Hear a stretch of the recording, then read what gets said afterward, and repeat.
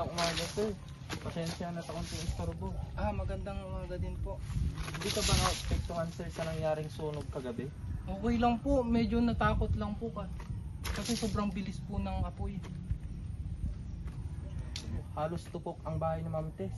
Buti na lang, walang nasaktan. Matagal mo na bang kapitbahay si Ma'am Tess? Opo, siguro po, mga 10 taon na po. Mabait po yan si ma'am. Kahit retired na, tumutulong pa rin po sa mga bata. Mabuti naman. Ngayon, gusto ko sanang malaman yung nangyari kagabi. Pwede bang ikwento mo mula sa simula kung ano ang nakita mo? Opo sir. Ganito po kasi yan. 11:40 po kasi ng gabi. Magpapatay po sana ako ng ilaw sa may manukan po namin. Tapos may nakita akong lalaki nagmamadali palabas sa likod ni Ma'am Tess. Galing sa likod ni Ma'am Tess po. Tapos ang alam ko po is nagmamadali po siya at di ko po rin alam kung bakit. Pero sa lakad at ano po, alam ko po kung sino yun. Ganun pala. Ilang metro ang layo mo sa kanya, Mario? Mga 2 bahay, so mga 5 metro po. Pero nakita ko po kasi yung tattoo niya, ahas na may espada. Napaisip talaga ako, si Jun agad pumasok sa isip ko. Kasi po, matagal po siyang naging kasambahay ni Ma'am Tess. Sigurado ka ba niyan? Madilim daw kasi ang paligid. Opo, sigurado po ko na si Jun yun. May tattoo na ahas at may espada. Si Jun po talaga yun, tapos sulakad pa lang niya, si Jun po agad talaga yun. May narinig ka bang kakaiba bago sumiklab ang apoy? Narinig po? Wala naman po akong narinig, pero may naamoy po akong amoy gasolina. Ilang minuto na rin is may sumiklab po, may umiilaw, sumiklab na apoy. Napasigaw po talaga ako. Sabi ko po, Ma'am Tess, may sunog, may apoy. Sabi ko po. Mabilis ka bang nakatawag ng tulong? Opo, mabilis po akong nakatawag ng tanod. Sinamahan ko na rin po sila magbuhos ng tubig. Pero sobrang lakas na rin po ng apoy bago dumating yung bumbero. Salamat, Mario.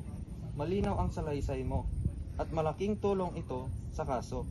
Bago matapos, gusto ko lang itanong, may nakita ka bang tao o sasakyan malapit sa bahay ni Ma'am Tess bago magsimula ang sunog? Wala po sir, si Jun talaga yun, sigurado po ako. Sige, salamat sa oras mo, Mario. Hingi lang kami ng pirma mo sa salaysay mamaya para sa isasama namin sa report. Opo sir, wala rin po akong gusto kundi hustisya ni Ma'am Tess. Yun lang, salamat. Kasi po. John, maraming salamat at punta ka rito. Alam mo naman siguro kung bakit ka namin kinausap.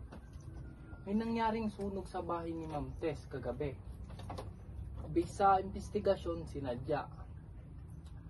May mga ebidensya rin kaming nakuha. May plastic container, may gasolina sa likod ng bahay. At sabi ng saksi, may nakita siyang lalaking lumabas doon bago ang sunog. Wala akong alam dyan, sir. Nasa bahay ako ng kaibigan ko noon sa oras na yun. Ganun ba? Pero sabi ng saksi, sigurado siyang ikaw yun. Nakita niya. Kilala ka raw niya kahit madilim. Dahil sa tattoo mo, yung ahas na may espada sa braso mo. Marami naman pong nakatato. Hindi lang naman po ako may tato. Tama ka, maraming may tattoo. Pero hindi naman lahat nakita sa likod ng bahay ni Ma'am Tess bago ang sunog. Jun, 2 buwan lang ang nakaraan mula nung tinanggal ka niya. Diba? May tampo ka ba sa kanya? O may galit? Siyempre, nasaktan ako nun, sir. Pero hindi ako gaganti ng ganun. Hindi ko kayang sunugin yung bahay niya. Naiintindihan ko. Pero, aminin mo, galit ka pa rin, di ba? Nasabi mo pa nga raw noon na hindi pa tayo tapos, boss. Kami. Mainit lang ulo ko nun, sir. Alam niyo namang kapag galit ka, minsan may nasasabi kang hindi maganda. Pero salita lang yun at gawa. Sige. Pero alam mo naman, John, yung mga ebidensya hindi nagsisinungaling. May amoy ng gasolina sa paligid, may basyo ng plastic container, at sakto sa oras na sinabi ng saksi. Mga ilang minuto bago ang sunog, may nakita raw siyang lalaking papalayo. Kung wala kang kinalaman, bakit ganun ang lumabas sa resulta? Ewan ko, sir. Bakit hindi naman ako gumawa nun? Bakit ako agad pinaghihinalaan? Hindi kita inuusgan, John. Pero gusto ko lang malaman ang totoo. Alam kong mabigat sa loob mo yung mga nangyari dati. Kung may nangyari man kagabi, hindi pa huli ang lahat para sabihin mo ang totoo. Wala talaga akong ginawa, sir.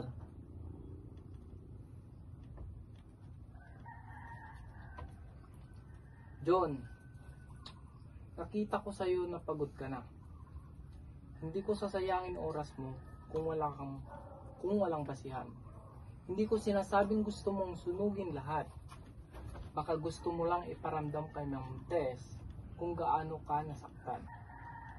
Pero nangyari ng lahat. Ang tanong lang, lalabas ba ang totoo mula sa'yo o sa ebidensya?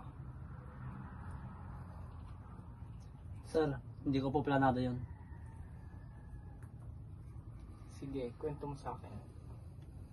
Oo, pumunta ako sa bahay ni Ma'am Tess. Galit pa rin ako nun. May dala akong gasolina. Konting gasolina lang, sir. Gusto ko lang takutin siya. Binuhos ko sa likod ng bahay nila.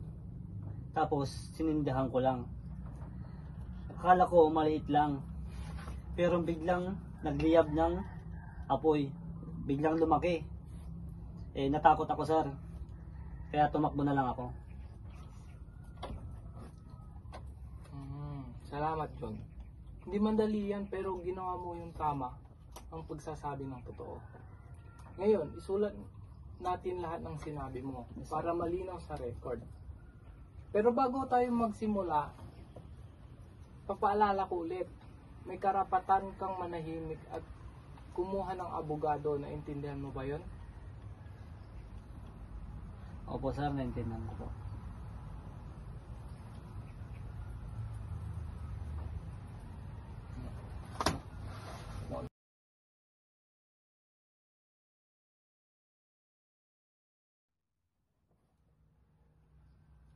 Okay na, friends. Yun,